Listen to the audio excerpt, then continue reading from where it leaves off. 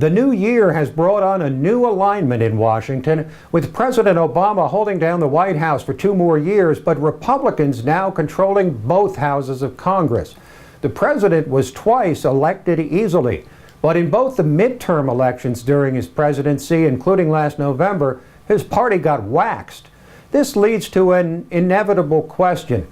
What is it that the voters really want when they elect a Democrat president twice and renounce him twice? Many an explanation for the overwhelming victory by Republicans has been offered up by the chattering class. Some on the right say the voters simply don't like Obama or his policies anymore. But this is the same man they returned to the Oval Office just 2 years before.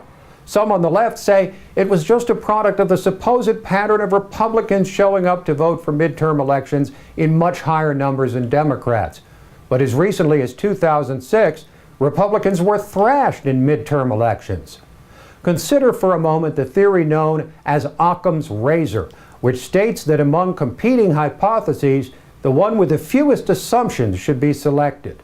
Perhaps the simplest explanation is the correct one, that people want divided government. They don't believe either party has cornered the market on wisdom, and they generally like having one party in control of the presidency and the other in control of part or all of Congress.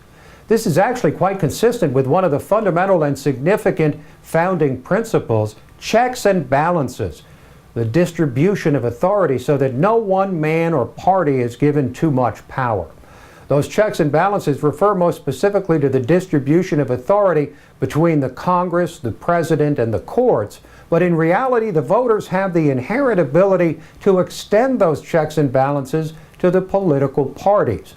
American history is replete with examples of a president of one party coexisting with a Congress of the other party, and many times, most recently 2010, 06, and 1994, when a party controlling both houses of Congress and the presidency was routed at the ballot box.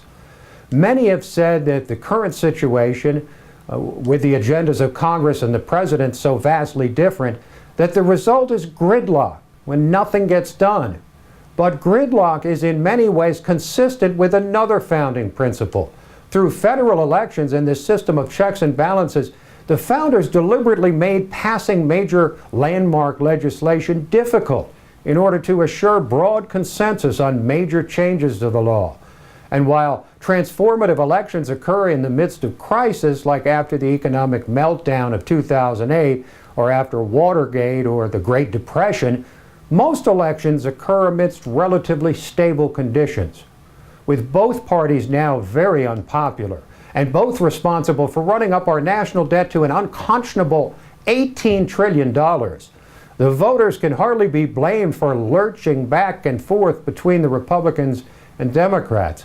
And both parties would be wise not to overstate any mandate they believe they've received from disgruntled voters selecting what they view as the lesser of two evils at any particular time. Divided government has worked well for the entirety of American history and will exist for as long as our republic exists. And it's safe to say the founders probably wouldn't have wanted it any other way.